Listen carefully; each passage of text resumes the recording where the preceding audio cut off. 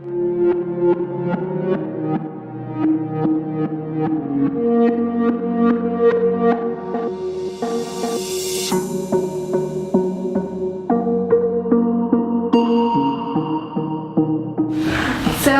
now that we've been talking a lot about like sex and stuff, I think something that is a very hush-hush topic that most people don't really talk about and aren't really even well informed about is sex trafficking.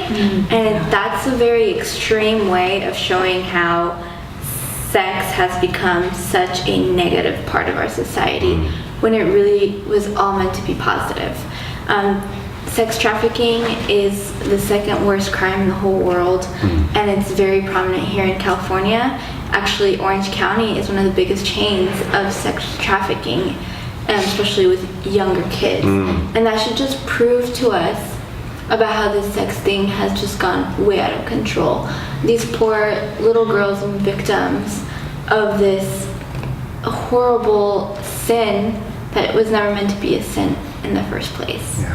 So it's just something I feel a lot of people aren't really informed about, don't really know about, when you can be walking down the street and walking by a house that can be happening.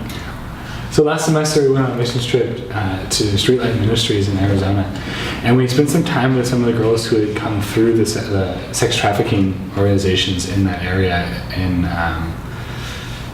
I can't remember the city, but we got to spend some time with them, and we sat down and we played some games with them, and it was, we didn't really talk about their stories or anything, but you could tell they'd been through a lot. And the saddest part is sitting there thinking, wow, these girls need love. These girls need a lot of love, and they don't have anywhere to get it. And we just sat there, and these are normal human beings, and I think that sometimes we lose that. We lose the fact that they become victims. They don't become human. They're not human beings. And it was so hard just to sit there and play Uno with them and say, wow, this is all I can do. This is all I can love you right now, but I'm going to.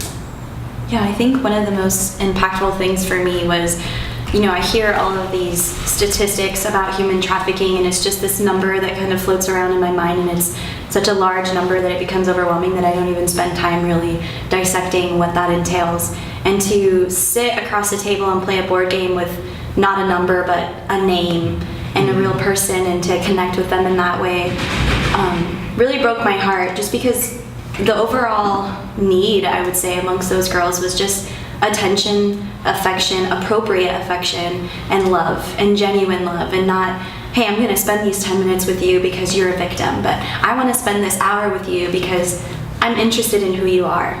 You know what I mean? And so I think that was probably the most impactful thing for me on that trip. I think it's so important to realize that this affects real people. Right. And all over the world, but also in our backyard.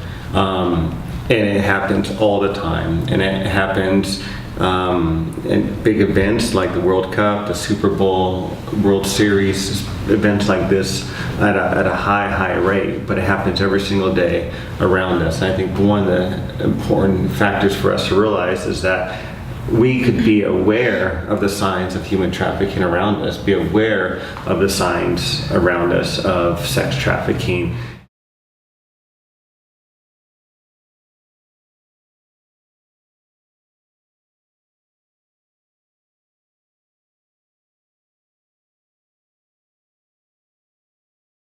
So I think some of the things that we could do, like I was saying, is one, we could pray, and that's not a trite statement. There's power in prayer. God answers prayer, and so let's be praying for those, not just for those who are victims of this horrible, horrendous, evil act, but pray for us to ask God to move within us. How can we make a difference? How can we get involved? And I think amazing things will happen when we start that process. The second thing we could do is to be aware of our surroundings. Sometimes we'll see something that's going on that might not be just right, and ask God, hey, what's going on here? And maybe that's something we need to report to the authorities and just say, hey, I saw this didn't really look right, but I wanted to report it anyways. But for us here as a community of believers, Let's be aware of our surroundings. Let's realize that God is the one that wants us to live free. God is one who wants us to live a life that is full of joy. But when people rob that from others through the realms and through the means of sex trafficking, it just destroys how they were designed to live.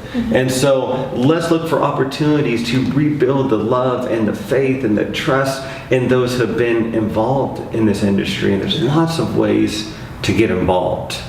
So as you talk about this in your group, realize that there's amazing organizations that would love volunteers to get involved with eradicating sex trafficking.